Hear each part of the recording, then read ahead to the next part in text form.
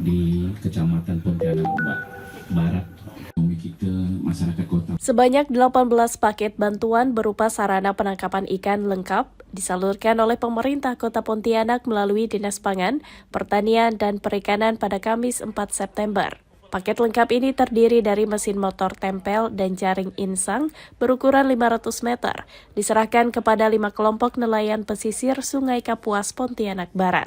Penyerahan bantuan yang melibatkan Wali Kota Pontianak Edi Rusdi Kamtono masuk dalam program pemberdayaan masyarakat pesisir. Dipastikan mampu meningkatkan produktivitas dan kesejahteraan nelayan serta mengurangi ketergantungan nelayan pada pinjaman modal kerja dengan bunga tinggi.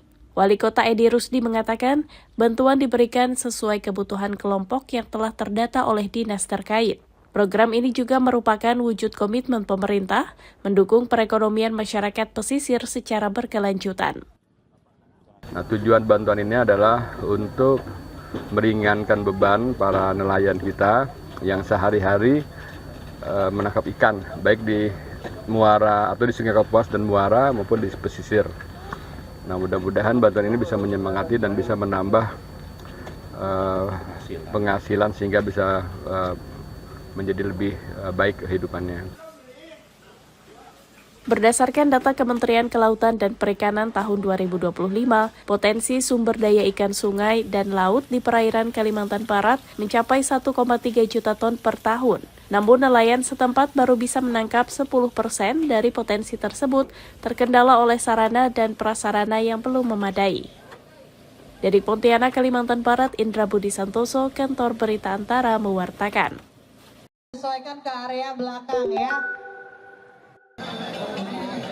Peringatan Maulid Nabi Muhammad SAW di Kota Tangerang ditandai dengan ratusan masyarakat dan juga pegawai Pemkot Tangerang menjadi peserta pawai budaya bertajuk Ngarak Perahu Maulud. Pawai diadakan Kamis 4 September dimulai dari Masjid Raya Al-Azom, kawasan pusat pemerintahan Kota Tangerang, dan bergerak bersama menuju Masjid Agung Al-Ittihad sejauh lebih kurang 2 km.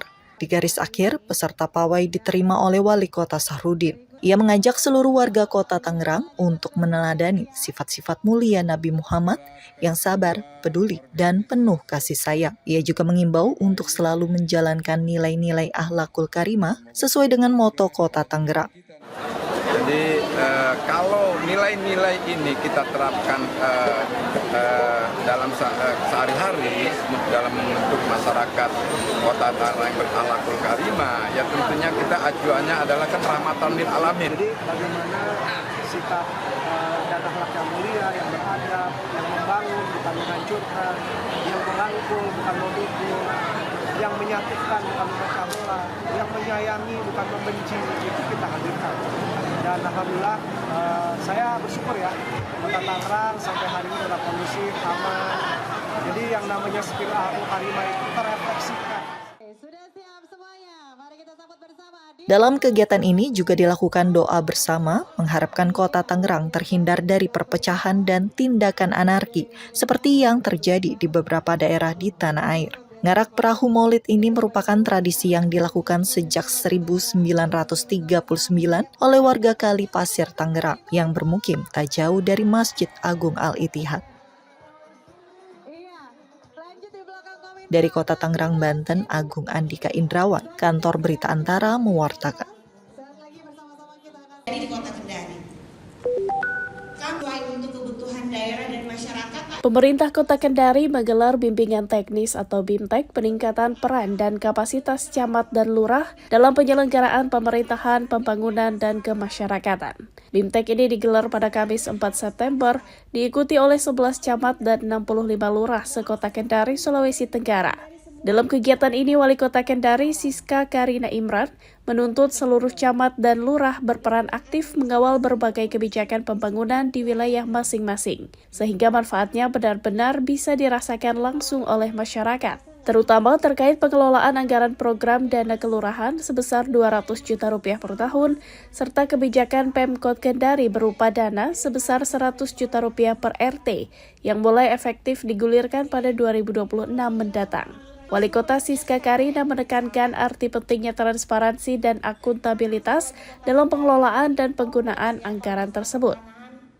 memerhatikan seluruh kebutuhan masyarakat, wilayah sekitar, dan juga bagaimana penggunaan anggaran kelurahan yang senilai 200 juta dan insya Allah nanti kita ada punya program untuk 100 juta per RT yang insya Allah tahun depan kita efektifkan, menunggu regulasi yang baru akan bisa dilaksanakan yang menjadi dasar kita dari pelaksanaan tersebut, dan terlebihnya lagi bagaimana penggunaan mekanisme secara teknis. Siska menerangkan kebijakan dana 100 juta rupiah per RT di tahun depan merupakan terobosan untuk memperkuat pemberdayaan masyarakat agar menginisiasi program nyata sesuai kebutuhan lingkungan mulai dari tingkat rukun tetangga atau RT. Siska juga mengingatkan lurah untuk menjaga integritas, berhati-hati dalam menandatangani dokumen, serta menghindari praktik-praktik yang dapat merugikan masyarakat. Seluruh lurah dan camat diminta untuk mendengarkan keluhan masyarakat demi menjaga kondusivitas serta menjadi perekat persatuan. Dari Kendari, Sulawesi Tenggara, Saharudin, Kantor Berita Antara mewartakan.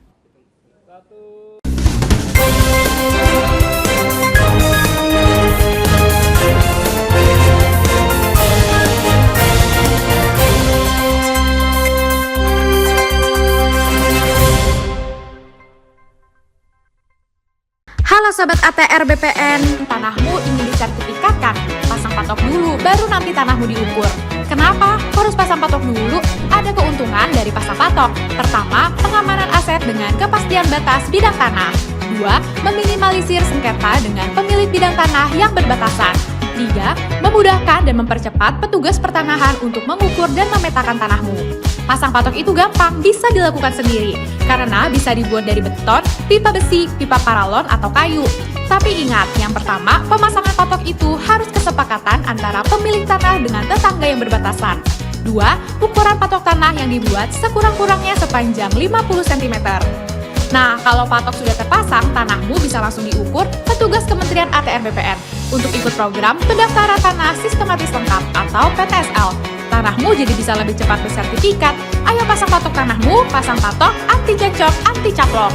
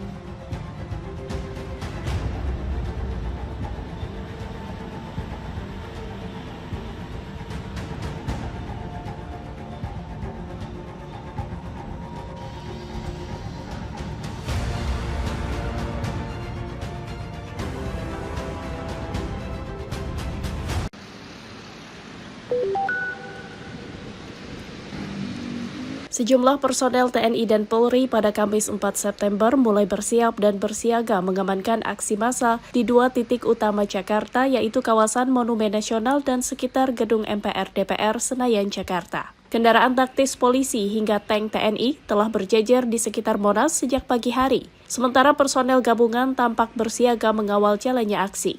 Aksi diinisiasi oleh Forum Ketua DPW Partai Berkarya yang berkumpul di Silang Selatan Monas dengan massa yang berjumlah sekitar 100 orang. Aksi menyoroti dugaan maladministrasi di Kementerian Hukum dan HAM sekitar pukul 11 siang, giliran Gerakan Buruh Bersama Rakyat atau Gebrak turun ke jalan di kawasan yang sama. Sementara di sekitar gedung MPR DPR, tepatnya di Gerbang Pancasila, Jalan Gelora Senayan, direncanakan adanya simbolis penyerahan tuntutan 17+8 oleh kolektif 17+8 Indonesia Berbenah. Kegiatan tersebut akan dihadiri oleh sejumlah pesohor hingga perwakilan organisasi sipil. Oleh karena itu, arus lalu lintas di sekitar lokasi mulai dikawal karena berpotensi tersendat. Pemberlakuan penutupan jalan pun dilakukan secara situasional sesuai eskalasi massa dan masyarakat. Khusus untuk pengendara diimbau menyiapkan jalur alternatif apabila diperlukan. Dari Jakarta, Putri Hanifah Pradana Putra Tampi, Kantor Berita Antara mewartakan.